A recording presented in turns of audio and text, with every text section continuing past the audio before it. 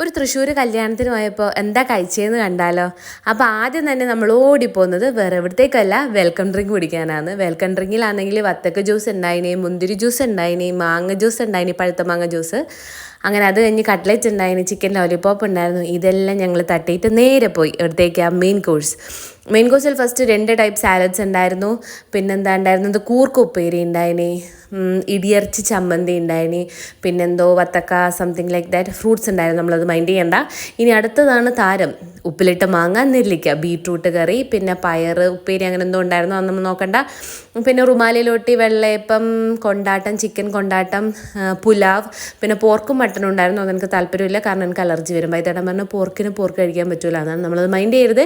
ഇനി അടുത്തതുണ്ടായിരുന്നു മീൻകറി ഉണ്ടായിരുന്നു, പിന്നെന്താ അങ്കമാലി മാങ്ങാക്കറി ഉണ്ടായിരുന്നു. അപ്പോൾ ഇതൊക്കെ നമ്മൾ കഴിച്ചിട്ട് റിട്ടേൺ ഗിഫ്റ്റും വാങ്ങിയിട്ട് നേരെ നാട്ടിലേക്ക് വിട്ടു. ഒരു ഉറക്കെല്ലാം കഴിഞ്ഞ് എണീക്കുമ്പോഴത്തേക്ക് നമ്മൾ കോഴിക്കോട് എത്തിയപ്പോൾ എന്താ പിന്നെയും വിശന്നു എന്ന് വിചാരിക്കരുത്, വെറുതെ 2 ചായ കുടിക്കാൻ കയറിയതാ. ചായ കുടിക്കാൻ കയറിയപ്പോഴായിരുന്നു നമ്മൾ ഈ സ്പ്രെഡ് കണ്ടത്. അരേ വാ, കോഴിക്കോട് എത്തിയിട്ട് കോഴിക്കോടൻ പലഹാരം കഴിച്ചില്ലേ, പിന്നെന്താ അല്ലേ. അങ്ങനെ നമ്മൾ ചില്ലി കപ്പ കഴിച്ചു, പിന്നെന്താ ചായ കുടിച്ചു, കാപ്പി കുടിച്ചു. പിന്നെ ഇതെന്താണെന്ന് വെച്ചാൽ കപ്പ ബിരിയാണി, ബീഫ് കപ്പ ബിരിയാണി കഴിച്ചു, പപ്സ് കഴിച്ചു. ഇപ്പോൾ ഇതൊക്കെ കഴിച്ച് നമ്മൾ നാട്ടിലേക്ക് വിടലായി. അപ്പോൾ ഫുൾ വീഡിയോ ചാനലുണ്ട്, എല്ലാവരും പോയി കാണണം. ബൈ.